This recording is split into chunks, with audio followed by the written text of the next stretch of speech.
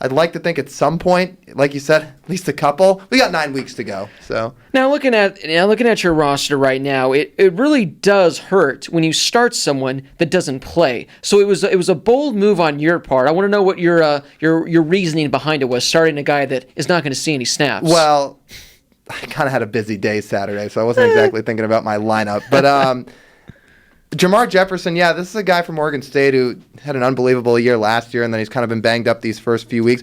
Yeah, I didn't play him, but if he had played, I don't think it would have made a difference anyway, because Chuba Hubbard put up 40 for you, so that was kind of the difference maker. I mean, it's going to be tough to take down my amazing team. I mean, I find ways to do it each week, and what can I say? I just can't be stopped. Moving on to the other matchup now. Josh, this was not even close. Now, Josh, you were projected 261 points. You didn't quite reach that. You got 227, but you beat Brady by 60 points. It wasn't even close. Jalen Hurts, 43 points, but overall, a very, very good showing by your team yet again. Yeah, you just can't score 260 every week. So I'm trying. I'm going to try again this week. We'll see what happens. But yeah, it was a good week. I'm happy with our performance. Pre-game pep talk was good this week. Good bounce back win. Jalen Hurts, against UCLA, I did about what I was expecting, 43 points out of him. So yeah, it was a pretty good week. Jalen Reagor kind of let me down. But you know what? I'm overall very happy. My only question now is what to do with the receivers on the bench, because I did pick up Anthony Gordon this past week, so I'm excited to use him this week, the Washington State quarterback. But I've got a little bit of an issue with KJ Hill not putting up nearly enough, Brian Edwards not putting up enough, and then Colin Johnson's been a little banged up. So the receivers on the bench, I've got some questions, but that starting lineup I think is really nice. Brady, what's going on, bud? I got nothing. It just, hang on. I'm gonna. Like our. He was 3 points away from being 0-3. Yeah, like our old That's coach, true. The great Coach Todd Graham once said, "Hey, our guys played. Hey, their guys played great. Hey, your guys played great. I'm proud of your guys too, man. Proud of our guys. I'm proud of my guys. Proud of their guys. But I'm proud of your guys, man. But as our current coach says, Josh, you did what you needed to do. And Hey guys, thank you. We love you, man. Go Tigers. Nope, wrong sound effect. That was actually the wrong one. Hello? You play to win the game. And Josh played to win the game, and he won. So, Josh, hey, mazel tov. Hey, thank you. So the current standings, I Man, am love you, atop the Mango leaderboard at 3-0. Josh is 2-1. Brady is 1-2. Lyle is 0-3. So now we go back to square one. I play Brady this week, and Josh plays Lyle this week. So I just want another shot at BH over here. My guys want another shot. You can get that next week when I'm 4-0, and Brady can get his chance at Lyle when Lyle's 0-4 next week. Okay. I think this should be like a fun. I'm gonna make this a Twitter poll right now. I'm gonna say what's gonna happen first. Blake loses a game or Lyle wins a game. So head on over to our Twitter right now at the HHShow_. We can vote in this poll on what's going to happen first. Now, I think we know the answer to this, boys. We know the answer to this. Yeah, I'm going to win Neither, a game because first. I'm going to win every game and he's going to lose every game. Yeah, no. So we're just going to have to wait and see. But guys, now I know it's a touchy subject, but there has been some movement in the AP poll this week, so we are going to quickly talk about that. Now, the top 9 stayed exactly the same. Utah moves up 1, Michigan moves down 1. And for the most part, the biggest jumpers were Virginia. They move up 4 spots. A lot of teams moved up 1 spot. UCF now moves up 2 spots to 15. And the Arizona State Sun Devils cracked the top 25, coming in at number 24. The TCU Horned Frogs come in at number 25. The Cal Golden Bears come in at number 23. Now, I'm not going to count this right now, but correct me if I'm wrong. Does the Pac-12 now have the second most ranked teams in this AP top 25? Tied for first No, at 6. they have first. They They are have the tied most. for first. Tied for first. with the SEC. How about that? ACC, only 2. Now, if SC just would have gotten the job done against BYU, the Pac-12 would have the most ranked teams in college football with 7. Yeah, because here's the way Which I is look at it. remarkable. If you look up the AP poll, and here's another thing, I understand. Here's one reason why the AP poll is kind of flawed, and it's the reason why is because people kind of look at it and say, oh well, Kansas State has 91 votes, but they're not in the top 25, so we're going to say that they're 26, and that's. I don't think that's legitimate, because it just means that somebody's getting votes and somebody else isn't getting votes. Well, nobody ranked USC this week, so USC didn't receive a single vote, and I think USC is better than I mean, I think they're better than Kansas State. I think they're better than Army. I think they're better than Oklahoma State. You think they're better than Alabama? You think they're better than Clemson? Exactly. I think they're better than quite literally the top 25 teams.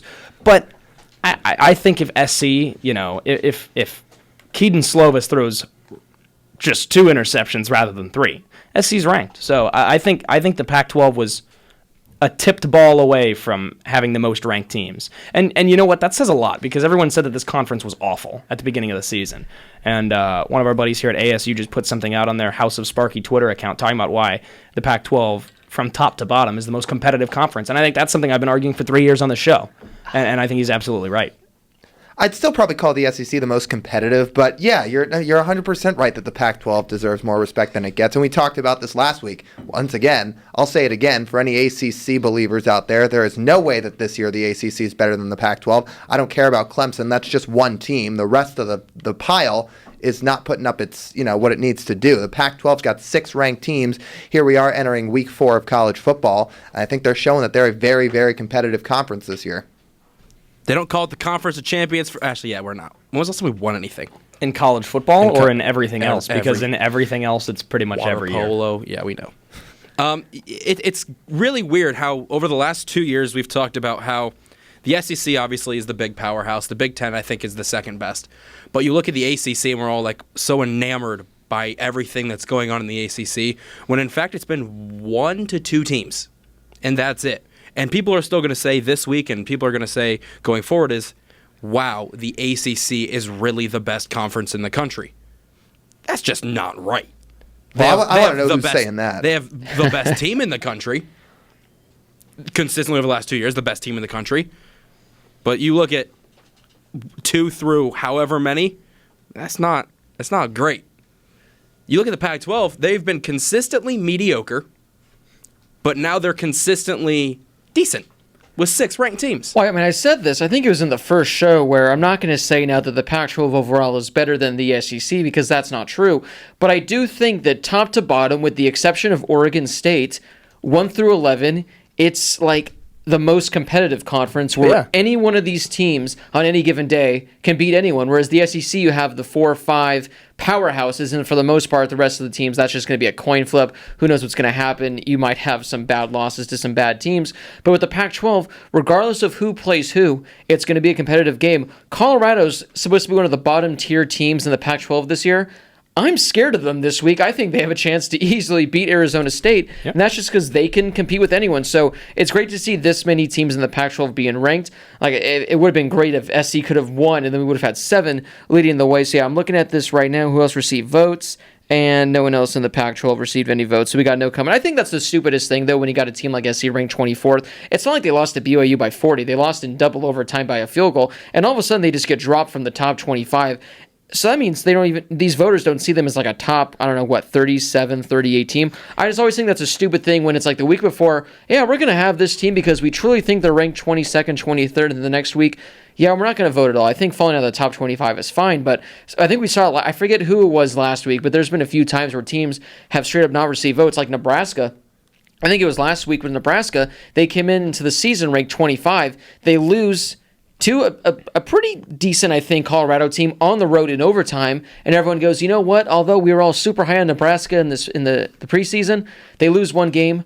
We're not going to vote for them at all. I think it's the stupidest thing. Just have some consistency with who you're voting for. I think it's dumb. And that is exactly why I take the AP poll -% seriously. Bingo. Mm-hmm. Yeah. And that's exactly what I was talking about, Blake. I mean, especially with SC, they don't get any votes this week. And it kind of pushes them. If you look at the poll, SC's completely irrelevant because they don't get any votes. So I think that's one thing that's wrong with the AP poll. But for the most part, there's nothing wrong with this at all. I think it also doesn't help that SC falls out after Stanford gets ran by UCF. So, and it's interesting seeing that Virginia, they squeak by Florida State winning by 7 points. They move up only 4 spots, whereas like UCF, they manhandle Stanford. They move only 2 spots. Other teams receiving votes: Kansas State right on the outskirts, Oklahoma State, Army, Michigan State, Memphis, Wake Forest. BYU comes in with 12 votes, so kind of the same teams that we see all over the place. Now, before we move on to talk about some games, it's time to quickly go over the poll rankings. So about 5 minutes ago, I asked you guys to go over to Twitter and vote in this poll. As of right now, Let me just refresh this, but it's not really one-sided. It's actually closer than I thought it'd be. But as of right now, 56% of the people think that I will lose a game before Lyle wins a game. Let's remember we're in a 4-team league here, and all our teams are stacked. Which makes it even worse that you haven't won a game. I'd like to think that means I'm not going to go 0-12 either, but yes. It's really close right now, 56% to 44%. Hey, Lyle, just remember, give social media and its comments zero power over your life. Shout out Tyler Lockett. Hey, Andrew Koster says, I have faith in you, Lyle, and Tyler Whitfield responded saying, I don't. Oh, boys, it's officially a 50-50 draw now, so it just refreshed. So half the people that have voted thinks that I will lose a game, and half the people thinks Lyle will win a game first. So if you haven't already, make sure to go over to the @the_HH_, vote in this poll, because I want to see how this goes the rest of the way. I want to see if people think that my team will fall first, or if Lyle's team will prevail first. What's going to happen? We're going to have to wait and see. But guys, it's time to talk about some games from this past week. And what better place to start than with the Arizona State-Michigan State game? What were you three doing for the Arizona State-Michigan State game? Anything exciting? Yeah, man, we were in East Lansing. Oh. East Lansing on for the game. Call, so my goodness.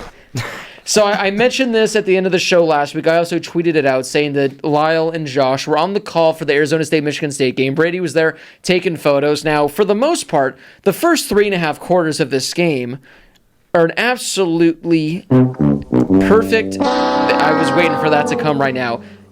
People were asking me to make a game to remember for this video, and I responded, say, no, it's a game to forget for the first 3.5 quarters, because for the most part, it was now, if you're a defense fan, if you're a fan of defense, I know Ron Wolfley was probably really into this game. It was a boring game. It was a very boring game. Nothing was really happening. The fourth quarter, everything happens, and you two were there. You two were on the call, so just take me through that final drive. Take me through that field goal kick at the end. Take me through just what it was like being at that game. And what happened, really? Hello? You play to win the game. And they did. And Michigan State tried to play too hard because they had too many men on the field. Before we get to the drive, I'm going to let Lyle do that since he had the play-by-play, and then I can come in afterwards and just tie up any loose ends. But I don't think it was necessarily a boring game. I just thought, obviously, it was a low-scoring game because the offenses couldn't do much. But what I thought made the game a lot more entertaining than maybe a 10-7 game says how entertaining it was the fact that Michigan State, they picked up a lot of yards in the game. They drove to the opposite side of the 50 a number of times, and then the ASU defense was stout and turned them away every single time except for one drive, and that one drive where Michigan State scored, ASU had 3 defensive starters out of the game. 2 of them never took the field for that drive, and the third one got hurt late in the drive. And that's when Michigan State scored their touchdown. So I think that speaks volumes about ASU's defense in the game. And it doesn't mean I don't think Michigan State's a good team because they only scored 7 points on ASU. I just think ASU's defense is really good all of a sudden. And we've kind of seen the transition a little bit. Last year, there were times when the defense looked really good and there were parts where the defense looked really bad. But we were sitting in the car coming home from this game and we said, this is an ASU team that has not allowed a point in the first 3 quarters of their first 3 games. And they have surrendered 21 total points this year. And 2 years ago, we were saying that this might be the worst defensive secondary we've ever seen in our lives. Oh, that was... I was talking with Sean about that years ago, but it was like a quarterback on the opposing team literally would just throw the ball. He could have thrown that ball 50 yards out of bounds, but our immediate reaction is going, oh, no. Oh, God. Like, yeah. It was so bad, and now they've just turned the tables. And yeah, I mean, it's only 3 games in, but statistically, I think, what is it? They're the second best defensive team in the country, like statistically, based off just like points per game allowed behind Wisconsin. Something like who that. Who still hasn't allowed a single point yet this year.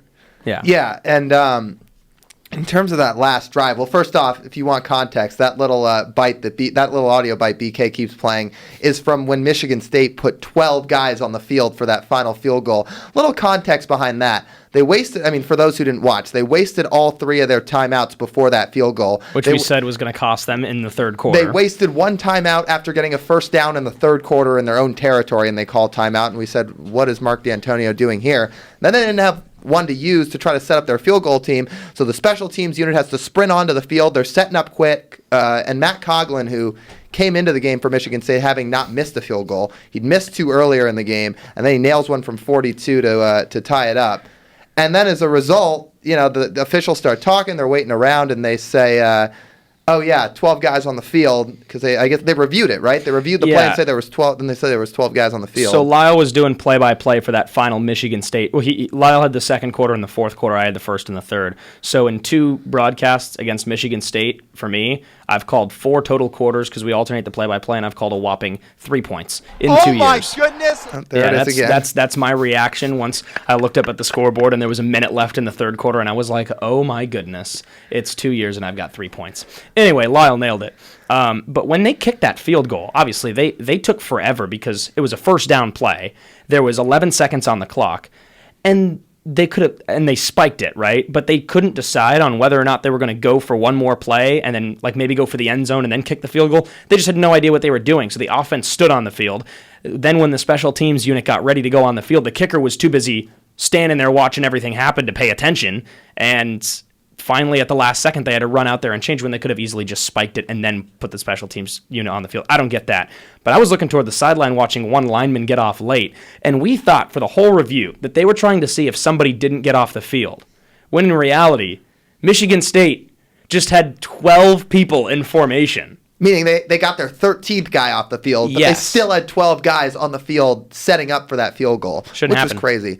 In terms of the actual drive, the ASU final drive that put them on top, I mean, I think they've got the real deal in Jaden Daniels, and we talked about this. Look, this is an 18-year-old kid who went on the road for his first true test of his young career, and sure, the box score isn't all that gaudy. He didn't throw for 300 yards. I don't think anybody expected him to. He was like But- number 6 in passing yards going in there. Yeah, and he did what was asked of him. I mean, they hung around. The defense held the game for most of the 60 minutes. And then when it was needed of him, Jaden Daniels stepped up and orchestrated what was the best drive of the season to this point for ASU. And he had that long 4th down and 13 where D'Antonio and Herm were going kind of a chess match with their timeouts. And Jaden Daniels runs like 15 or 16 yards to move the chains and keep the drive going and ultimately keep the game going. He also made a really nice throw down the sideline to Ayuk, their number 1 receiver. So for Jaden Daniels, when they needed him most, he stepped up, and he shows that he's got a clutch factor in him. So I think this is a fantastic sign for ASU in terms of their quarterback moving forward. And for Jaden Daniels, this is just a building block on what could be a really, really good ASU career for him. Imagine if that pass to Brandon Ayuk was a little in front of him. Ayuk had to stop and come back to it. Mm-hmm. So you get Ayuk in stride, you make a play earlier. Yeah, and I even think it worked out better that he didn't score. I agree. Because then they had less time to march down. Exactly. Yeah, and the ASU offense was good when it needed to be, but I think they win this game because of a few things. Number 1 was the defense was great. Number 2 was the offense was good when it needed to be. And number 3, Mark D'Antonio, I think 2 years in a row, and I think he is a top 5 coach in college football. So let me just start off by saying that. I think 2 years in a row, he was outcoached for 4 quarters of a football game by Herm Edwards. 2 years in a row. Yeah. I think Herm Edwards outcoached a top 5 college football coach in Mark D'Antonio, and he did it 2 years in a row. And I think it also goes to show, I mean, you need to know what you're doing. When it comes down to 4th and 13, 4th and 16, and you're going to win the game as long as you don't let the other team get 16 yards on one play, and you drop 8 guys deep and rush 3 on a freshman quarterback on the biggest play of his career. Blitz, right? The blitz works, put on the pressure. You haven't done it all game. Try it. And that's been Jaden's kind of handcuff when he needs it is his legs because he's a good runner and he sees that he's got a lot of room to run, so he takes off and he picks up 16 yards instead of Michigan State forcing him to make a tough throw. I wouldn't call that a handcuff. I'd call it more of a crutch.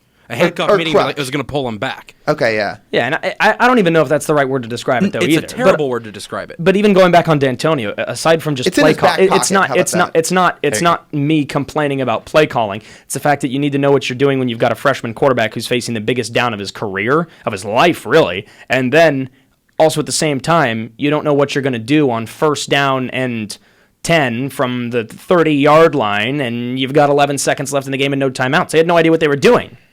I think that's on D'Antonio. It was an absolute blunder, but to our advantage, we get the win. But looking at the box score, I mean, you don't see the score, and I would say, all right, guys, Michigan State, 23 first downs to ASU's 14. Total yards, 404 to ASU's 216. Yeah, and it's remarkable that they nearly doubled the amount of yards that ASU had. But what matters is if you score more points, and they did. Yeah. One of the most underlooked things about this game is that Michigan State was the number one rushing defense, number one front seven in the country, and Herm decides to throw out 2 true freshman offensive linemen, and they held their ground. Yeah. And one of them was Fantastic. 17 years old. Yeah. So, and then also if Michigan State makes the 26-yarder to end the half, it's a tie game on that last drive, but they get pushed back 5, and he misses the 31-yarder. Well, ASU just has Michigan State's number, and what was it, Josh? Football, baseball, and hockey. So- ASU has swept them in a home and home in football, a 2-game series in hockey here, and a 3-game series in hockey. So or in baseball basketball is up next. here. Once, Actually, it's hockey again. Well, I know Can we we don't just have take- them on our basketball schedule. I just meant the next sport. Yeah. Can we just count Kansas in with that? Yeah, that's actually a perfect transition, Brady. I'm glad you brought up Kansas. I got you. Because I know I did. I double checked. I'm sure you guys did when you looked at the the scores from this past weekend. And Kansas, guys, on the road at Boston College, not only won a game, they won by 24 points. Kansas won by 24 points. Now, I forget what the exact number is, but this was Kansas's first win on the road versus a Power 5 school since the late 2000s. It's been more than a decade since Kansas won a road game against a Power 5 school. 2008. Since 2008, so 11 years since this happened, and they won by 24 against a Boston College team that was 2-0 coming into the game, is a team that everyone expects to be a somewhat decent team in the ACC, probably will be ranked in the top 25 this season, and Kansas absolutely manhandled them. And I texted this to our podcast group saying, if they wouldn't have had that fourth quarter just blunder, where they fell apart against Coastal Carolina, the Kansas Jayhawks would be 3-0. So, guys, I'm going to ask the question now. No, it's not too early. Are the Kansas Jayhawks national championship contenders? As Josh sips his water, I'll try to not make him spit it out. Yes. No, but you know what? They showed some positive signs, and for a Big 12 conference that puts up a lot of offense, the Jayhawks did it themselves. I mean, 48 points on Boston College, who suffered their first loss of the year. They had 2 guys go for over 100 yards, and they also had a 100-yard receiver, too. So, I mean, there's some weapons on this offense, and getting Puka Williams back is huge for them. So I'm not saying they're going to go win 8 games in the Big 12 Conference, but I think they can compete. I think they can be a lot more respectable than they have in years past, and they just showed it this past weekend, too. I mean, if anybody thought that Les Miles stooped to take a job at Kansas, you're absolutely right. But if you think that if you thought they weren't going to be good with Les Miles as their coach, then you were wrong. I mean, he's Les Miles. His time at LSU was interesting because I thought he should have kept his job in the first place at LSU. But bottom line is, I think he's a fantastic coach, and I think when he was at LSU, he was one of the top 5, top 10 coaches in college football. So obviously he's not there. He's done doing his Dr. Pepper commercials or whatever he was in. And Fansville. Yeah, was he in Fansville or was he in a Dos Equis commercial? He was in a Fansville commercial. He might have been in a Dos Equis commercial. I thought he was as in a well. beer commercial too. He's but been in this a is bunch of college commercials. radio. So yeah, he's been he's done a lot, but also now that he's back, he's still the same guy, I think. And He was in a Dos Equis commercial. exactly, and I think that if he were to go back to LSU, let's say, I don't think his tenure at LSU would be great a second time. But he's got another opportunity at Kansas, and he has a chance to make them into something Respectable. kind of relevant. Exactly. And I think that that's what he's going to do. I'm not saying they're going to win 8 or 9 games this year. Hey, I'm if not they saying win they're 4 I'm to not even 5, it's considered a I'm not saying successful they're going to win season. 3 Big 12 games. But they looked pretty good so far, and what they did to Boston College was good because I think BC's respectable. They will 100% be better than they were in years past. Like you said, with Les Miles, they're not going to go 1-11. I No think way. They're going to go 2-10. I think Lyle has said this on a previous show when we used to do hashtags. It is hashtag less is more. Remember that? That's right. Remember that? Less Hashtag is more. Less is Yeah, more. we were trying to recruit Les to be our head coach. Yes, we were. We should bring back the hashtag segment. That was fun. I remember that. So the I last. don't remember that. You don't? No. I kind of remember it. No. I guess I have the better memory. Yeah. All right. Shut up, Last Lyle. time. All right. So that game, Josh, you said 11 years ago, October 4th, 2008, when the Jayhawks took down Iowa State. I remember that game. I was in my second year at PCC. Oh gosh. Here is some things that were popular then. I just found this list. All right. Nick Saban had 0 national championships. Wow, actually that's fun. Dabo Swinney was a week away from being named the interim head coach at Clemson. Game of Thrones was 2.5 years away from its premiere. The iPad didn't exist. Jim just proposed to Pam on The Office. Spoiler alert. The first iPhone was 1 year old. Barack Obama was 1 month away from being elected president. Donald Trump was getting ready for season 7 of The Apprentice. Fantastic. Beverly Hills Chihuahua was the #1 movie in the box office. Oh my God, That tells you how long ago this was. That movie was so bad. Oh man, it was Bad great. movie. Not great. It was Subpar. great. I mean, I'm looking at Kansas' upcoming Oh. schedule, and I just see a bunch of wins, guys. And Instagram was 8 years away from being made. Oh. I mean, at TCU versus Oklahoma, at Texas, at Iowa State, at Oklahoma State. I mean, this is just win after win after win for them coming up. I'm smelling double digits this year.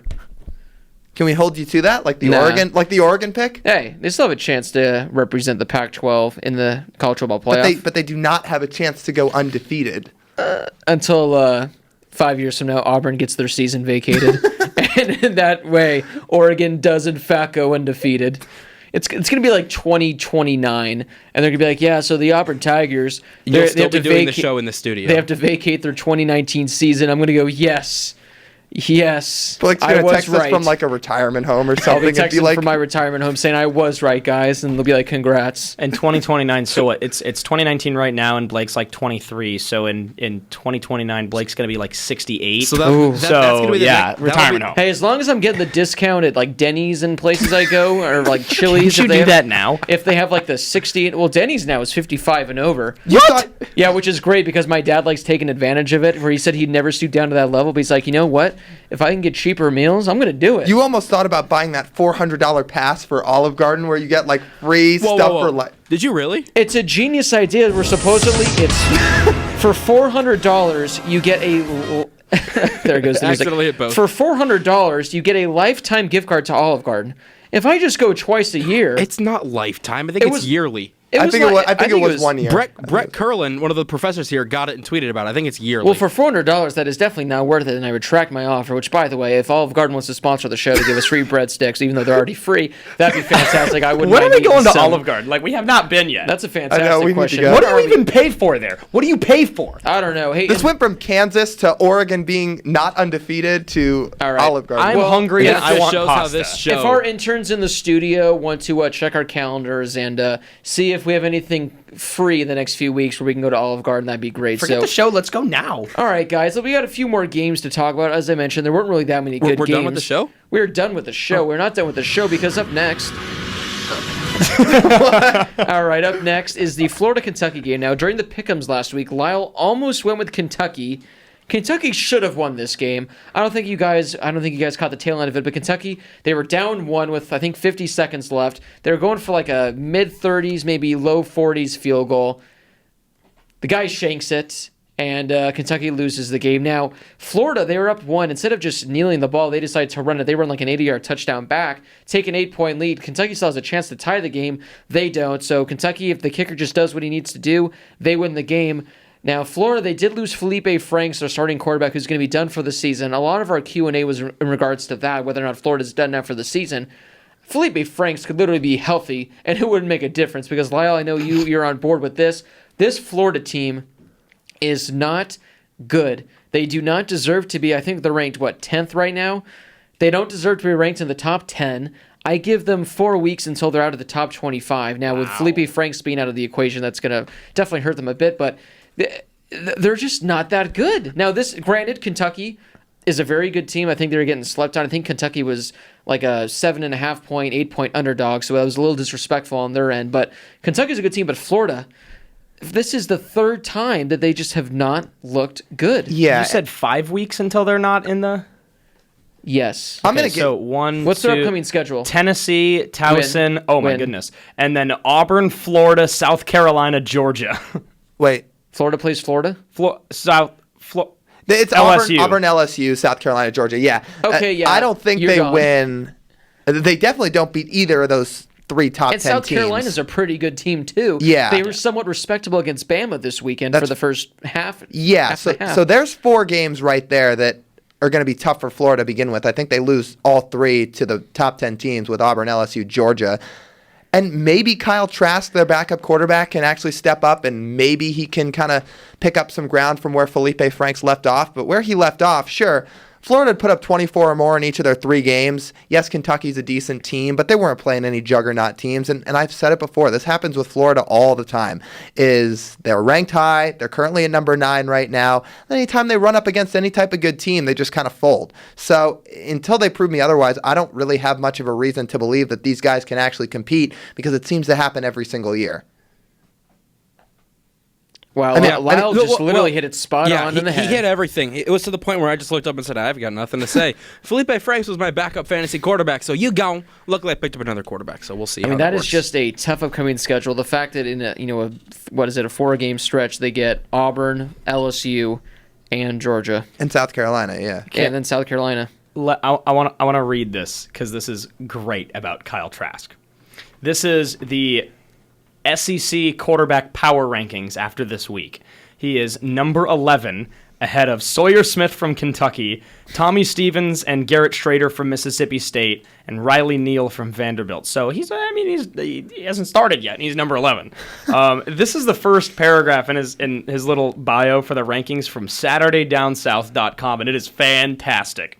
It says, Trask, a redshirt junior, will get the nod this weekend against Tennessee, the first game he's entered as the starter since his freshman year of high school. As in 7 years ago, as in 2012, as in, the first Obama administration. Wait, That's the opening paragraph. He hasn't started since his freshman year of high school, and he got recruited to Florida? at quarter. Well, it could be at quarterback. Okay.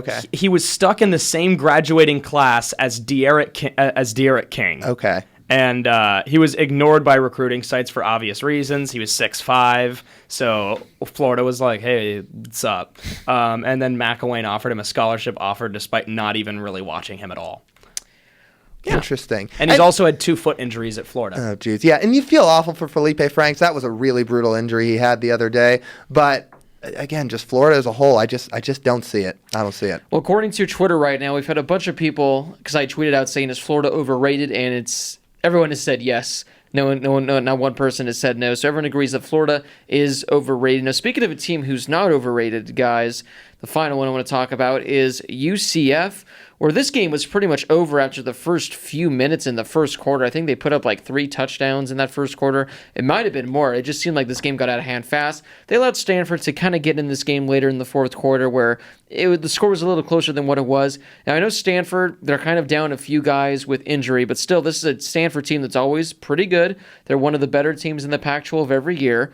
They're probably going to finish the season with, 8 to 9 wins, maybe something like that, so they'll be a decent team. And UCF just, like no other, I can't say what they did to them, but what they did to them was pretty bad. What's it going to take for UCF to finally get some respect? I mean, again, this isn't the Stanford that's going to be a top 10 team, but people say, UCF, schedule some outside opponents, schedule some good opponents. Well, they did that. They completely annihilate Stanford, and I still feel like no one's talking about it, and no one's still giving them the credit they deserve.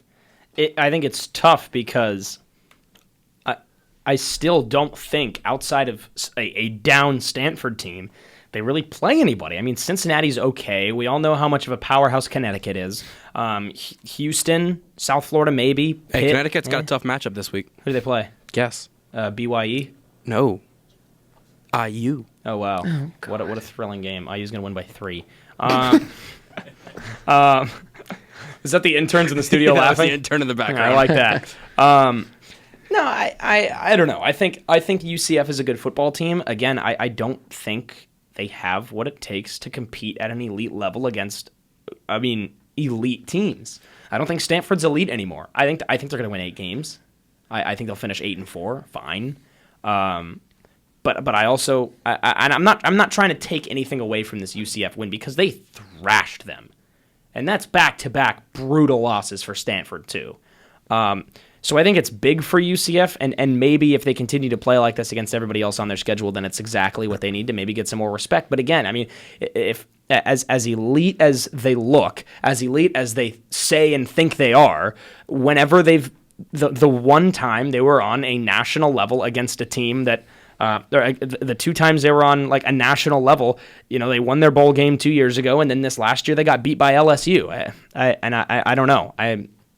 again, I'm just not totally sold, and I think the UCF teams from the last 2 years were better than the team that they have now. Yeah, I think the teams from the last 2 years were probably better. Mackenzie Milton was great, and Shaquem Griffin in that defense 2 years ago were a bunch of studs, and they beat Auburn in their New Year's Six Bowl. I was going to say, if they had any chance to really get respect, it was this year because they played a team like Stanford, who's historically really, really good. The problem is now Stanford's 1-2, and UCF's going to have to root for these guys to like win out, which is probably not going to happen. Yeah. So it's just tough because, yeah, Pitt's a Power 5 team, and they play some other decent teams on their schedule, like you said, like Cincinnati, like Houston, but it's probably not enough to really get the eyes popping of the selection committee come December. So it's tough for them because they're in a bad spot. They scheduled a good team in Stanford. The problem is Stanford is just not that good this year. So for UCF, it's just kind of, they're going to get the short end of the stick again, likely. Yeah, and I hope it doesn't come off as if we have this get off my lawn mentality as somebody who grew up a Notre Dame fan and somebody who grew up a USC fan. But, I mean, they're a smaller program. They've started to have a resurgence in the last couple of years, especially after they went 0-12 a few years ago. But look at the way that they've kind of caught fire these last few years, and they've done it with two different coaches and essentially two different teams, which I think is really impressive. But I do think the team from the last 2 years has been better. Not to mention like 6 quarterbacks over the last 2 years. I mean, after Mackenzie Milton, they've had a couple of really good quarterbacks. But look at what Boise State did in the late 2000s. And that started, 2006 or 2007 was that game against Oklahoma. And Boise State is still relevant after that. They're obviously not as good as they were when Kellen Moore was there. But, I mean, look at what Boise State did. And they scheduled elite teams. I mean, obviously they played Oklahoma in a bowl game. They played Big 12 teams. They played Oregon when Oregon was at its peak back in like 2010 or 2011. Boise State said, hey, we want to be the best. We are going to schedule the best teams in college football. Yeah, and Boise State this year could go undefeated. Their strength of schedule is not great. The problem is it's the same idea of they just don't play enough good teams. Where UCF schedule, I want that bowl game. I want UCF that bowl Boise game. State. I'm sorry to both teams. I hope neither of them make New Year's Six bowls, or I hope they both do and they play each other. That would be. I want to cool. see them play each other. Which is why my proposed plan. I think we've talked about this in the past. Your proposed plan. I know, that's what I just said, my proposed plan. Uh-huh. Our proposed plan that Lyle and I have come up with, you expand the playoffs to 8. The 5 Power Conference championship winners all get in. You get a non-Power 5 team that gets in, and then 2 wild cards. Give UCF a chance. Now, I'm not saying that they're going to go against Bama and beat them, which, hey, stranger things have happened. But if you have UCF ranked 3rd, and you put up against, or if you have UCF ranked 6th, and you put up against Georgia, who's ranked 3rd, I'm just saying. Yeah, let's see. Let's see. It doesn't hurt at all. I think it's fair. In this way, if a team like ASU just messes around and they go like 8-4, but they somehow win the Pac-12, well, then it gives a team like a Washington where if they go 11-1, they still have a chance to make it. It just makes too much sense, and I think it's the most fair because I think that UCF deserves a chance. They've proved it for the last 3 years, and the thing is, they're literally never going to get the opportunity to because Stanford was their one chance, but Stanford's not the team that they were hoping they'd be. Where if Stanford was like ranked 5th and UCF pulled this off and Stanford finishes the season ranked 10th, then they'll be like, they do have this one good win, but this might be their best win on the season. I like it, and I know that Lyle, for the most part, agrees with what Blake said because it's a similar idea. And I have my own ideas, but I do like what you said. But let me play devil's advocate for a second. How do you rank the teams after everybody gets in? Or do you go exactly the same way you would otherwise where, all right, well, these are our 5 Power 5 conference champions. You take your one group of 5 team, and then you have your 2 wild cards or whatever it is. So sure, that's how you get your 8 teams or whatever.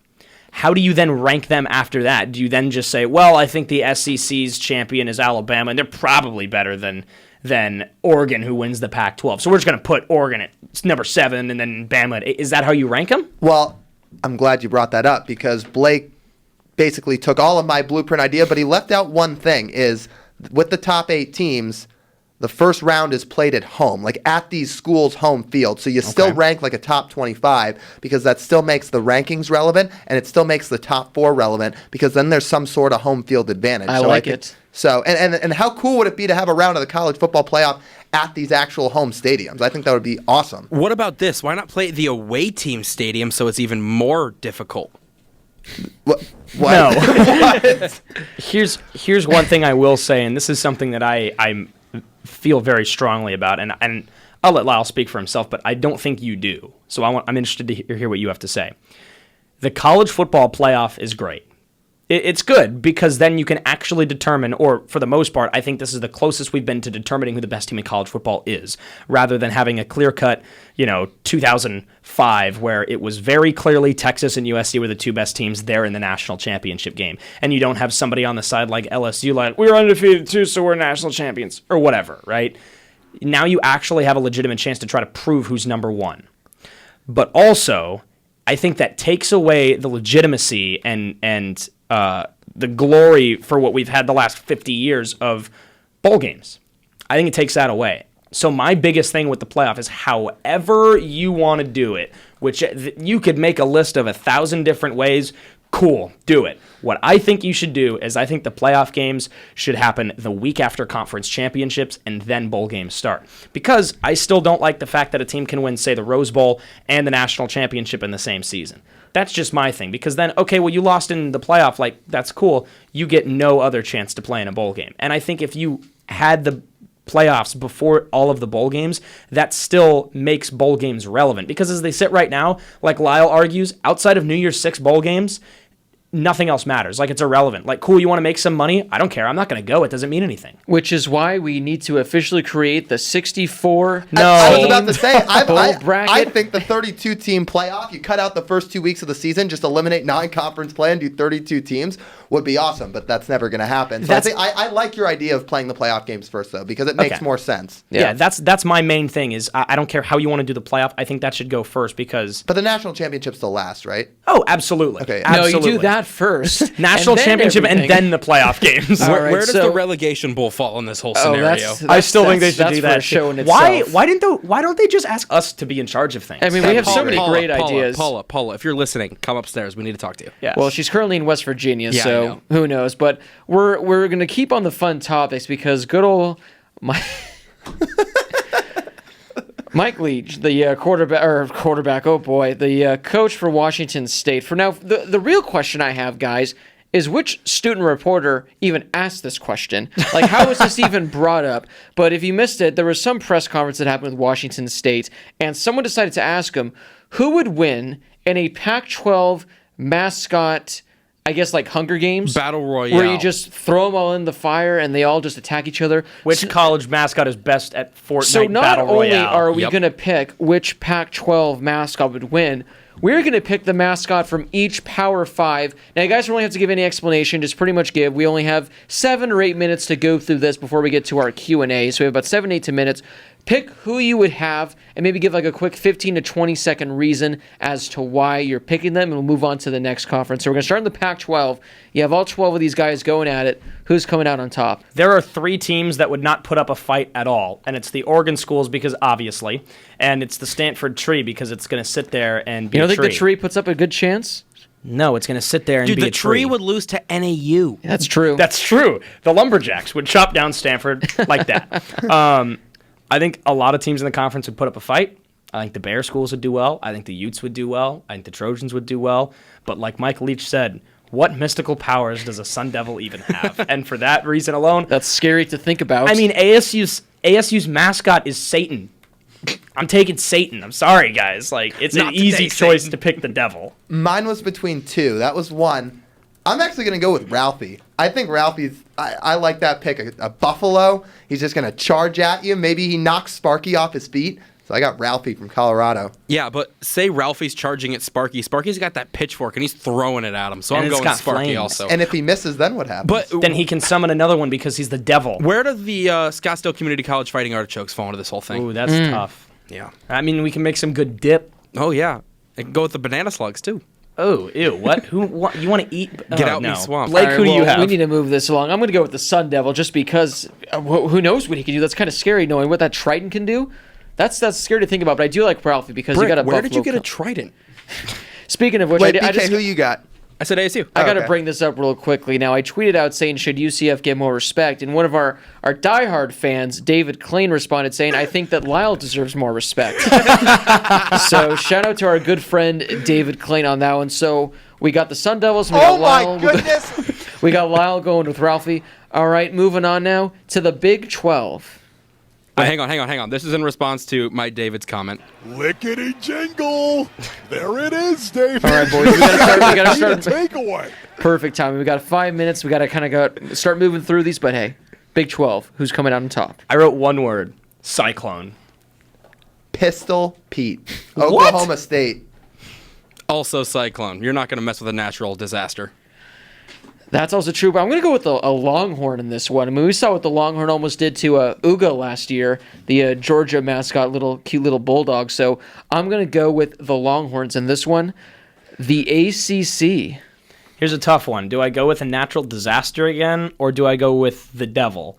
And because of, I think we're going to take natural disasters. I'm going to go with this hurricane. equation. We're going to take him out? We're taking them out? Nah, you can keep the hurricane in there. Then I think I'm going to take the hurricane. Yeah, I had Miami too. But what's the Miami. mascot's name? Sebastian, right? Sebastian the ibis.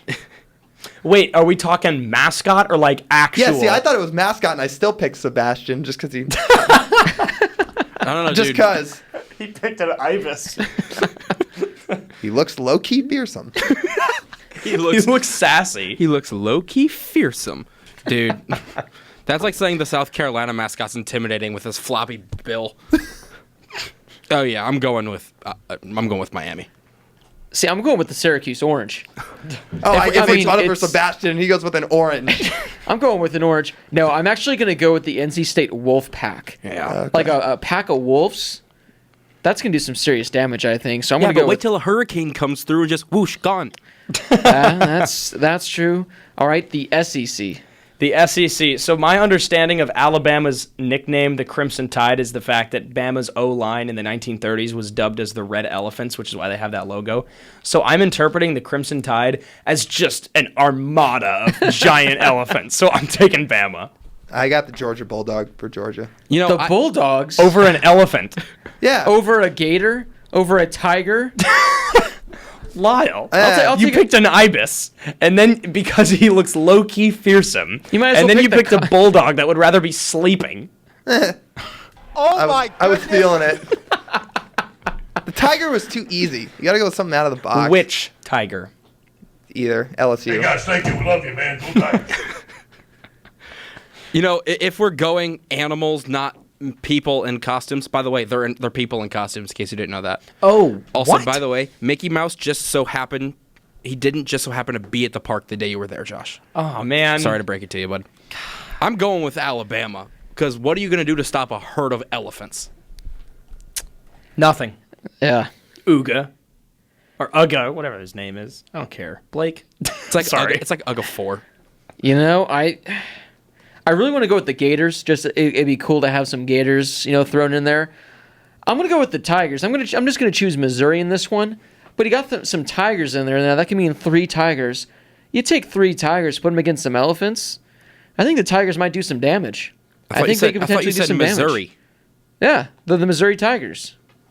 Why only 3? Well, he's saying if you take Mizzou, Auburn, and Okay. LSU. Okay. Yeah. I guess I could take those 3. I didn't even think of that. I just thought the 3 Tigers. Which does bring us now to the final one, the Big Ten. I'm going Sparty because if I'm taking a herd of elephants, 2 natural disasters, and a giant sun devil, I'm taking 300 How tall Spartans. is Sparky in your mind? I'm imagining him massive. Just a giant devil, like they have in the Stomp the Bus video when ASU takes the field. Sparky's just walking through Phoenix. So, Tempe, thank you. actually, it starts in Oh, yeah, Phoenix. you're right, Lyle. you're right. Watch the video. It actually starts in Glendale. Great, thanks, Brady. It actually starts in the Grand Canyon. Great, thanks, It Brady. actually starts at the sun. Thanks, Brady. Okay, I got Sparty too. Michigan State. Oh, dude, you guys are going to go with a train or like a person native to the state of Indiana? What if there's no tracks? Ooh, that's a good one. Yep. That's a good one there, Josh. You got a good point. People think Wolverines are these big, beastful creatures when the fact they're the size of like badgers. They're like 3 feet long. They're small. They're not intimidating. I'm going Ohio State because a Buckeye is just brutal, man. The Fighting Buckeyes. And Not fighting nuts. This is really tough. You got Gophers, you got Badgers, you got. I didn't pick yet. Well, I'm going pick. mascots alone. I'm going Rutgers because what are you going to do against a Knight? True. The Scarlet Knight. Yeah. I'm just thinking of the Bud Knight for whatever Dilly. reason when I'm thinking of this. What do you mean? BK's the Bud Knight. That is true. Don't tell me. I'm kind of liking the Boilermakers. Like, let's say you get a squad of like 10 of these guys. You know, they got their full, hard hats on. They got like shovels. They're ready to go. You're not going to pick the people native to Indiana? Go Hoosiers. I'm taking the Boilermakers in this one. Now, before we get to who would come out on top in our opinion, I went to Twitter and asked for you guys to let us know who would you take if everyone was to get into the ring. Now, we got some good ones right here. Now, our good buddy, Tall Matt, he's going to go with the Scarlet Knight as well. Attaboy, Of course, Matt. big Rutgers guy. Tyler Whitfield says Toledo's Rocket Man because he will just fly to space and win. I feel like he can also... Fighting Elton Johns. Andrew Coster says the Stanford tree, and it's not even close. Nolan Baker, Stanford, just a giant Christmas tree. What is this? Oh, this is who I think we had in the pregame show. Gant Darden. I want to say Gant. He says, I want to say Ugga, but all he's got is ice bags. Did you just say pregame show? Yeah, we did a pregame show. All right, cool. Garrett says Purdue Pete would just bash everyone in the head with his hammer. And that's what we got so far. So Hang on. Brady's option was, okay, we can either take just like an army of Badgers. Oh, we can take an army of 300 Spartans versus basically like Brady and like his dad and like some friends from school. Don't forget, like, we got Larry Bird, David Letterman. Who else? Yeah, I'm taking the Spartans over you and a bunch of other people from Indiana. Nah, we're all right, pretty boys. great. So we got a minute to go through this. Who's coming out on top in your mascot battle royale? So I've got 2 natural disasters / 2 devils, kind of, and I've got a Spartan. So, again, like, I'm either taking the Blue Devil or the Sun Devil because, like, it's the devil. I'm taking them. Pistol Pete, baby. Oh, my Pistol Pete. You guys, okay, sorry. You guys are talking about a bunch of animals and humans here. I hate to get dark, but they would get shot. Pistol Pete. But Sparky is the devil, as is the Duke guy. What about the Super Devil? What is this? What is a hurricane going to get shot by? Well, maybe not a hurricane. Here's what you do. You just take a bunch of fans and point it at the hurricane so it goes away. Right. Josh, as Rick Ross once famously said, the devil is a lie. Okay. So, I'm going the Hurricanes. KSI once said the devil is a liar. Want me to play the KSI sad song for you right now, Josh? No. Okay.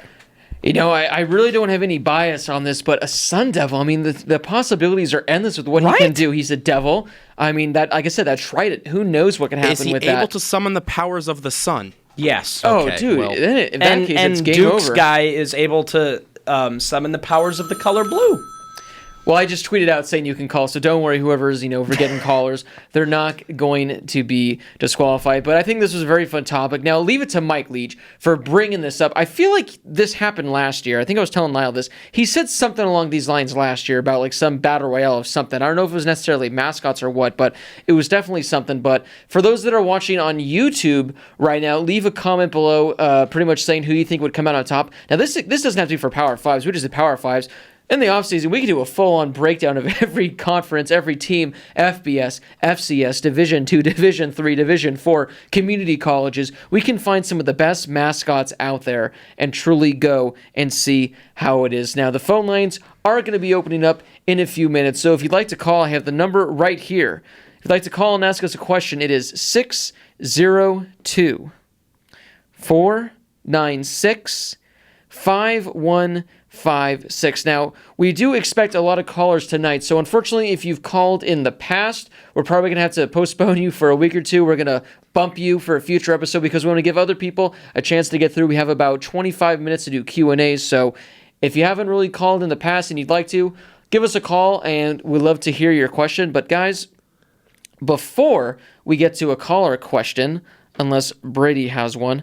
I'm not entirely sure. Do we have one, Brady? Yeah, we have Andrew from Portland. Ooh, Andrew from Portland. And he wants to talk about Boise State this week. Oh, well, I was just going to say, Andrew from Portland, I would love to know who your team is, assuming it's not Portland State, but is Boise State your college football team? Yes, sir. All right, that's a good one. I mean, this is perfect, Lyle, because we were just talking about Boise State a while back. So what do you have for us this week, Andrew from Portland?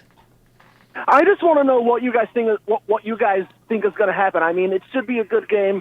Air Force is coming off a big win against Colorado. Boise State's coming off a tune-up game against Portland State. Air Force has had Boise State's number in the past, and including they've won in Boise twice. So I just want to know who you guys got. Yeah, Air Force, I mean, they got the sneaky win this past week against Colorado. So, I mean, Air Force, from what I saw from the highlights, I think they look good. Now, I went to check the spreads in this before we started the show, and I thought Boise State was going to be a much higher spread. I forget what exactly it was, but people legitimately think that Air Force can get the job done. Now, Boise State, it is going to be a home game Friday night on the blue turf. They do have that advantage, but this can be one of those sneaky trap games that I wouldn't be shocked if Air Force just runs the table and escapes with a victory. I agree. Neither would I. Especially since our new Boise State's new DC is coming from the FCS Eastern Washington, and he's never dealt with a triple option offense before, so he's going to have his work cut out for him. Now, Andrew, I got to ask, because I assume you've probably been to a Boise State game, how does the blue turf look in person? About the same as on TV, to be honest. I mean, it's a trip for sure. Yeah, that's definitely one of the places I need to make it to. The line right now is Boise State 8.5. That's not too bad. Over under 56. I'll take the under on that. It's gonna be one. So if Air Force pulls off the upset, we're gonna next week in the show say, you know what, Andrew from Portland is the one that got on this first. So Andrew, thank you for calling in. Thanks for tuning in, and best of luck to your Broncos this upcoming weekend. No problem. Good luck to the Sun Devils. Thank you very much. All right, so how about that Portland? Now, it's not necessarily as close to Kirkland, Washington as we'd like to hope so, but that was still fun. Now, I mean, I was really hoping for a Portland State question there. I mean, I really did my Portland State prep this offseason. I was rooting for them to beat Oregon State last year. Did they? Gentlemen, we have another caller. He's one of our favorites, and I think he currently goes to school in the great city of Chicago. One of our favorites. It's Peter, guys. Peter Warren. No Peter way. Warren. Peter was able to get through. Peter, how is it going over there? It's great. You know, school hasn't started, so I don't have to worry about classes at all. I can just go for one more week. Now, it's ironic, Peter, because we were just talking about you last week. Who are we talking about? Or was that Cooper? Who's talking about Peter? No, We talked about Peter. It's Peter. So the rumor has it you're trying to visit ASU. Is this true? Listen up. As I'm sure Brady can attest that, you know, these Midwest winters can get very cold, and I'd like Tempe sun at some point when, you know, it's negative 20 degrees outside and Yep. snow on the ground. You miss it when it's 114 here, though, so think about it like that.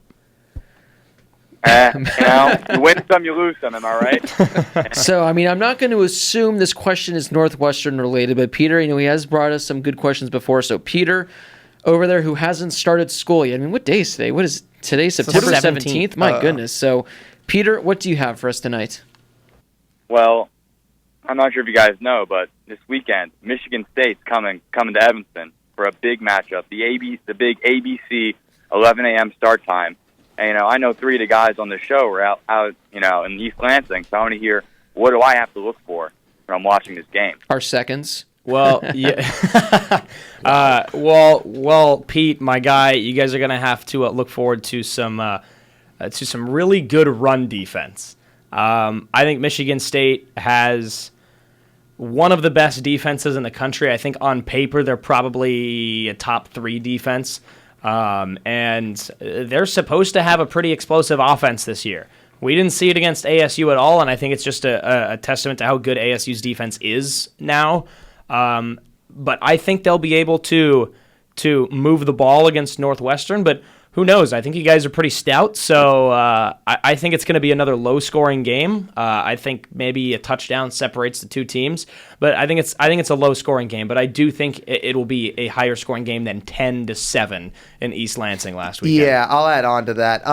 In terms of the defense, they have two guys in Joe Bocci and Kenny Willekes, who are probably two of the strongest defensive players in the whole country. And then you look to the offensive side of the ball, again, to kind of add on to what Josh was talking about. Yeah, they didn't score a whole lot of points this week, but their offense has changed. They got a new offensive coordinator. They run a lot of RPOs, and at least in the first 2 weeks, particularly week 2 against Western Michigan, it was really, really working. They were spreading the ball around. They were getting guys in space. They were throwing it downfield. Looked a lot different than Michigan State offenses in years past, so who knows? I would say to look for a little bit more of that than that kind of old-style vanilla offense they used to run. All I have to say is, Peter, just brace yourself for a very boring game. I'm not exactly sure what the over-under is in this, but I feel like it's going to be probably 10 points less than whatever it is, so just brace yourself. Now, I want to know, what's the high for the temperature this weekend for this game expected to be? I mean, it's pretty warm right now. 81 degrees. Oh, well, It's September. well, hey, I don't know. Oh my Also, god. Sorry, I'm not some spread- weather expert. The spread's Michigan State with 9.5, over under 39. Yeah, I'm hammering Wow. that under. That's going to be bad. So, Peter, enjoy the game, and hopefully we can get you in studio sometime if you come visit, because we're dying to have a Northwestern segment. Hey, we have a following out there. Hey man, I got a couch, so come on out. I also have a couch. Big bag or something like. I meant if you were coming out, you could sleep on my couch. Hey, as long as you guys don't start comparing sizes, that's okay. Peter, have a great rest of your night, and we're going to talk to you in a bit. Oh my goodness! All right, guys, let's move on now to the next. Oh, is this Peter still on? I think Brady. I think he's up. Brady. All was right, guys, talking to moving him. on now to the next Q&A question. I don't know what's so funny. Hey. This next question comes from Blake Walker, and he wants to know, which college football tradition have you guys always wanted to take part in, but have never had the chance to do? Oh, you skipped over a really good question. Well, but we're going to go to that one next. Okay, okay. I just happened to read this one Okay. first. Can I go first in case somebody calls in again? Go ahead. That's true. Go ahead. You guys want to sing it with me? Country Roads. Oh, no. Or I think a whiteout at Penn State would be awesome. I do like that. See, personally, guys, I cannot stand Country Roads. I appreciate the song, but I can't take it. As I think I hate you. Our interns are giving me a dirty look right now. I can't take that song. You realize that's the official song of the college of one of your favorite human beings of all time, right? Four-time Pro Bowler Ron Wolfley. Yes, I understand that. Brady, I think the phone's giving a ring, so I'm going to give that there. But hey, that's okay. But I do like what Lyle said about the whiteout. I think that would be a real fun one. Actually, Brady said that, but I'm also a big proponent for the whiteout at Penn State. I think that would be really cool. And honestly, for somebody who lived in Seattle his whole life, I've never been to College Game Day. I think that would be such a cool thing to go and see, because it's never been here. Well, it's been here. Just not while we've been here. Yeah. Sorry, and it's never been in a place where I've been. I think it was at UW once, but I think I was away. So I mean, I think going to that would be really cool. Show up early and tailgate early. I think it just seems like a really fun thing to do at least once. Yeah, game day was at SC a couple times when I was growing up, but you guys got to remember the time zone. So if it's starting at like 7:30 a.m., I mean, and then after the time change too, like I remember one year they did it and it was dark outside in front of the Coliseum. So I think game day would be cool, and obviously if it was here and we live in Tempe, it would be much more reasonable to go rather than to get in my car and drive down to the Coliseum, when I'm 8. So I think it'd be cool when I was here, but. You know what I would like to do? I would like to just see a game at Michigan and see like the marching band take the field or whatever. I would love to sing Rocky Top at Neyland Stadium. Yeah. I think that would be cool, and hearing everybody sing it. That's cute. Is this like a fan thing, or is this like a college football specific? Like, say we could do that. It's whatever you want. How awesome would it be to dot the I in Script, Ohio? Like, that's just like one of the most iconic things in college football is dotting the I in Script, Ohio at Ohio State. That would be super cool. Oh, that's that's cool too. I think I like the College Game Day one because I still want to make it there. I would probably have to go with, let's see. It'd be cool to do the jump around at Wisconsin. I think that'd be a cool one. I think it'd be fun to see the entrance for a Virginia Tech game. Or just be in the entrance for Virginia Tech. Oh. What about a new one, the Wave at Iowa? That'd be cool. I mean, I stand what it's for. I think it's fantastic, but there's a lot of other things, that are at the top of my list for college football traditions. That's a fairly recent one, so maybe some. Hey, I would love to run down the hill to Clemson and touch the rock, but I want to do it. I don't want to see it. I want to do it. I want to go down the slide. The slide they have at Clemson. Oh, that slide. Who is it? It's a Big 12. They have like those paddles they smack against the boards. Oklahoma State. That's a cool one too. They have the things that say "Go Pokes" or whatever. Yeah. So I mean, if you're watching this on YouTube, leave a comment below of what your favorite college football tradition is. As Brady, I guess, has one more. What about riding in the wagon at Oklahoma? That'd be pretty cool. Can I run out with Ralphie? Ride Ralphie. there are I some would good- love You to do over, that. Blake. I You run all of us over. I would want to run out with Ralphie. I think that'd be cool. If we're doing things like that, what about riding out on the Florida State horse with the flaming? yeah, Chief torch? Osceola. Yeah. Well, then you might as well give me the Tommy Trojan sword so I can just, throw it down midfield. There's too many fun college football traditions out there. Now, we talked about the Clemson one, which we save our, usually our best questionnaire for last. Andrew from Clemson. Andrew, I'm going to quickly ask you a question. What's one college football tradition you'd like to partake in? Because I know you've done your fair share of college football travel. You've seen your fair share of games. You go to Clemson. But what's one out there you wish you could see? Man, that's tough. Wow, I didn't even. You gotta put me on the spot like that, Blake. Goodness gracious. Oh man, I don't even know. I guess probably the seeing LSU run in their stadium with Mike the Tiger. Seeing that live tiger in there would be really cool. Man, that's tough. I mean, that's just kind of really one I throw off the top of my head. Yeah, there's plenty of good ones, but Andrew, like I said, you always got a good question for us, so what do you have for us this week? All right, so as you guys know, UGA and Notre Dame are playing this week. And when UGA went to Notre Dame, what was it, 2 years ago, they took over their stadium. It was like half UGA, half Notre Dame fans in South Bend. My question to y'all is, besides UGA, I think they kind of take the cake for the best traveling fan base. Who would you say is the second best traveling fan base? Ooh, that's tough. Alabama's got to be up there. That's a good question. We saw it a few weeks ago, but Nebraska, they're legit. I mean, that was remarkable. I mean, I don't know if you saw it, Andrew, but they essentially looked like they were filling up at least 75% of that stadium. Now, granted, it is Colorado, so it's not that bad of a travel spot, but I feel like Nebraska, like whenever they're in the Rose Bowl, I feel like they probably pack that place in like huge. And I mean, again, I can't really pinpoint how many teams have the best traveling fans, but that's just the one that immediately came to mind for me. Yeah, for me, absolutely Nebraska. I've seen them firsthand, went to the Holiday Bowl when they played USC, and I think it's reasonable for USC to fill up half of what was, I think it was Qualcomm Stadium then. I think it's reasonable for USC fans to drive an hour and a half south to San Diego and fill up the stadium. It's another thing for Nebraska fans to fly out from Lincoln to fill up a stadium that holds 70,000 people. I think that's impressive. So, I mean, Andrew, quick question to you. Does Clemson travel well? Does their fan base travel well? They travel decently well, I would say. I mean, when we played Georgia Tech, what was it, last year, we took about a third of their stadium. I mean, UGA does it even way better than us. They fill it probably, I think, more than half full. But I think we travel pretty well. Not like the best, but definitely respectable. All right, Andrew. Well, as I do every time we sign off, best of luck for you guys this week against the Charlotte 49ers. It's really going to be a tough, daunting task for the Tigers, and hopefully they can remain undefeated after this weekend. Oh, man, I'm so scared about that one. Hopefully we don't just give up, 7 or 10. I'm just going to keep my fingers crossed we keep it under that. And I'm looking forward to see the Clemson Tigers fans storm the field after their win against the 49ers, but that's a tradition that a lot of people did know. Andrew, thanks again for calling in, and just have a great week at school and enjoy the game this week. All right, thanks, man. You too. Go Tigers. Oh, that would have been a perfect... Hey, man, love you, man. Go Tigers. Thank you. Love you, man. Of course it is. All right, guys, so we got time for one... Well, so the phone lines are officially closed right now for those that are listening to the show. Unfortunately, we couldn't get... I think what was that, 3 callers we had, or 4? Or is it 3? So we wish we could have gotten more, but, the time goes by so fast when we're having so much fun. We'll open up the phone lines again next week, hopefully get a few more callers. We have one more Q&A question, guys, that I wrote down in the notes. That's another fun one as well. And this comes from Solace T. Whitford Gator, and he wants to know, you get to make a stadium for the national championship game. Where's the stadium? What's the name?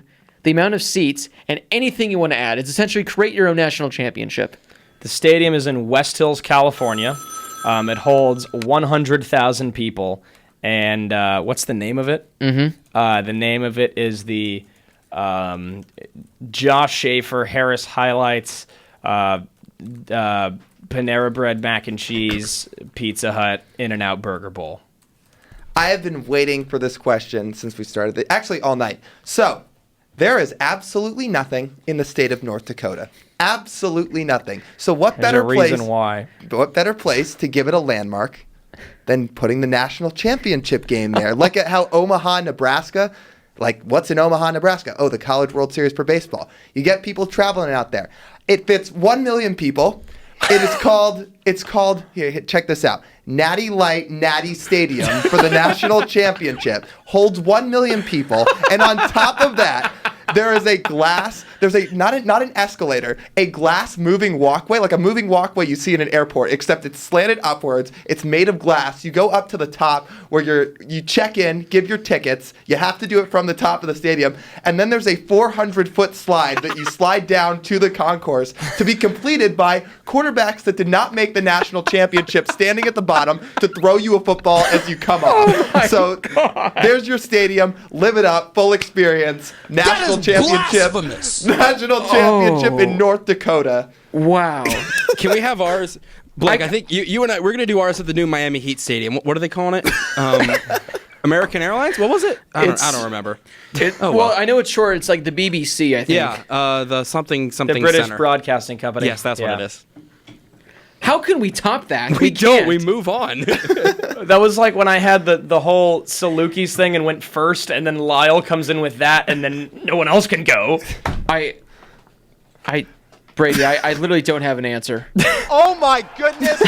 I think we just have to move on to the pick'ems, Brady. Which, by the way, so as you guys can hear in the background, whenever we get a call, you guys can hear it. Guys, that was Captain Rob that was trying to get through to us. I had to hang up on him. He's Blake first told me next to. week. So, I blame Captain Blake. Rob, we are sorry we didn't have enough time for you. You were first guaranteed next week. So, if we're able to listen next week, we'd love to have you. I don't think Captain Rob's ever called into the show. He hasn't. He still hasn't called into the show. So, Captain Rob, if you're listening, call us next week so we can get you on the show to talk some Wake Forest football. But, guys, it's time to get to the pick'ems. We have about 10 minutes to do so. Not yet, Brady. Not yet, because I have to go over the Pick'ems rankings that's for why I was our playing group that. leaderboard. Now, we have a two-way tie between Michigan State's field goal kicker and Red Flame 2194, who both have 22 points. That is fantastic. So if you're like near the leaderboard, change your username to something funny that we all can get a kick out of. So whoever has the Michigan State field goal kicker, good for you. But Brady, cue it up, because these are the rankings. In fourth place with 19 points is me. In third place with 20 points is Lyle. And tied, well, I guess technically I was third, Lyle was second, because we have a two-way tie. That is blasphemous. For first place with 21 points.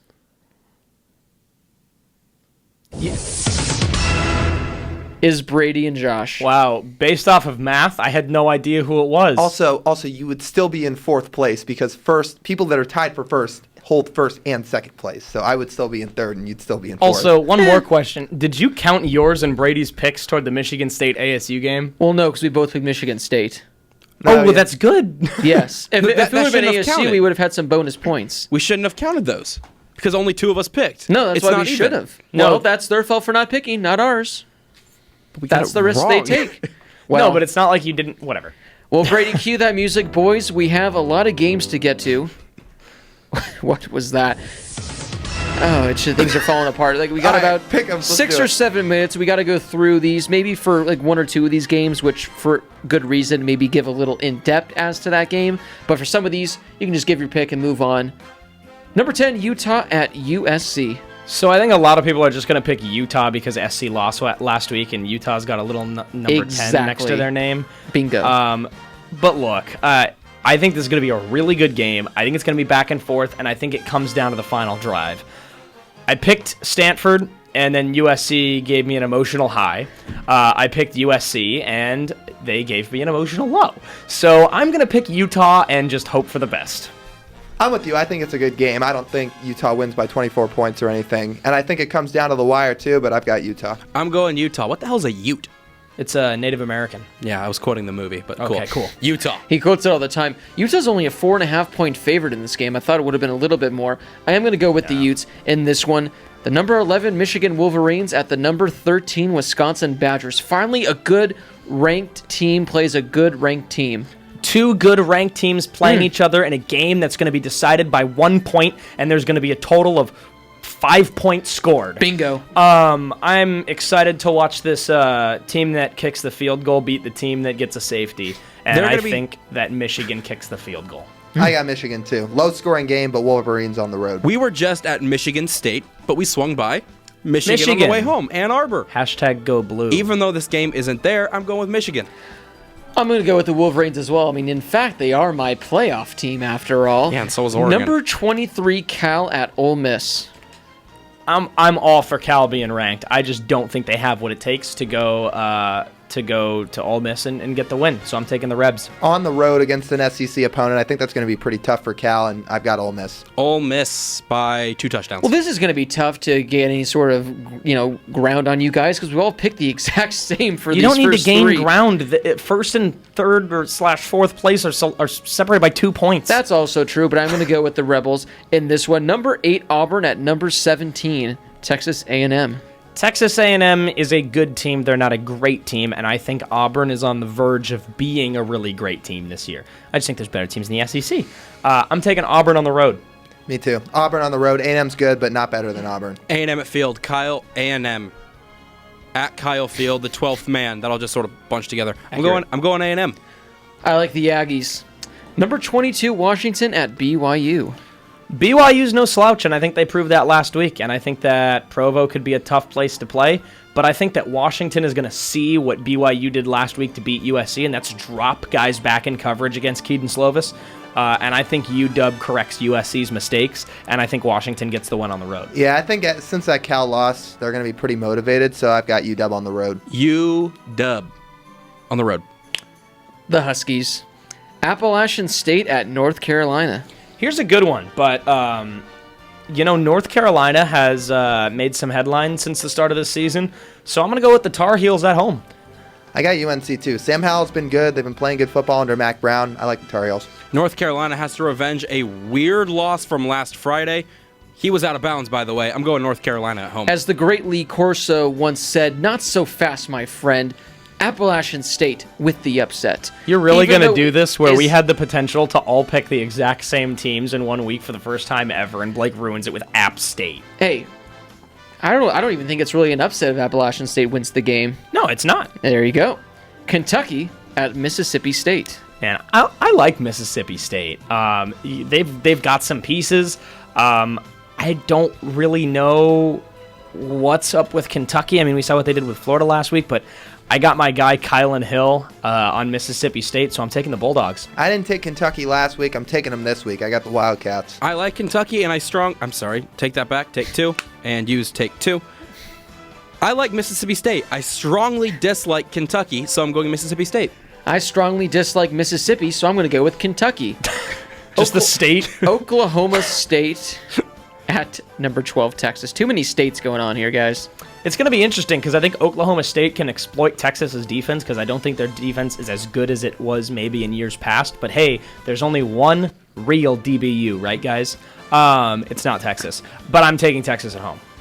Took Pistol Pete in the mascot pick'em, but I'm taking Texas in the game pick'em, so I got the Longhorns. Bevo, hook 'em, Texas. Yeah, I'm going to go with the Horns in this one. More states, guys. The Horns. Utah State at San Diego State. San Diego is not a state. Neither of them are. But Utah is a state. Yeah, it's the joke. It's really sad as I was going to say neither of these states are states. But that would be incorrect. I am taking San Diego State at home. Also, have we ever had all 3 Utah schools in the pick'ems at one time before? Probably Interns, not. can you fact check that for us, yes, please? Thank you, guys. Please, thank you. Please go through all, Bear Cub, 100 Bear shows Cub we've says, had. Bear Thank Cub you. You have says 2 no. minutes. I'm taking San Diego State. Go Tex. San Diego State's 3-0. They've been playing well. I got San Diego State. I believe it's pronounced San Diego, and I'm going with which, of course, in German means I'm going to go with the Aztecs in this one, which brings us to the absolute worst game of the week. The number 7 Notre Dame Fighting Irish travel to Athens, Georgia. Oh, wait, no, this is actually the best game of the week. Number 7 Notre Dame at number 3 Georgia. This is an interesting one. Notre Dame's looked really good sometimes. Against Louisville, they had some lows. I still think they're a really good team. I just think Georgia is going to be a tough place to play, and I think that Georgia might be the better team, so I'm going with the Bulldogs. It's going to be a really good game, but to go to Athens and win at Georgia. It's going to be tough for the Irish. I got the Bulldogs. What time is this game at? I think Saturday. It's at 5 o'clock. So I remember going, oh man, Lyle's going to be at Sun Devil Stadium That's having exactly to watch this why game. I'm asking is what's Lyle going to be like throughout this game? I'm going to be watching USC too, Yeah. so we might as Yeah, well. it's at 5 o'clock. Yeah. Doesn't USC play on Friday? No. I'm pretty sure Yes, they play do. on Friday home against BYU. Oh, that's big, gentlemen. That's big. Yeah. Well, I'll have fun watching and working at the same time. I'm going to go Georgia because Bulldogs are dogs and dogs are cute. And because why, Lyle?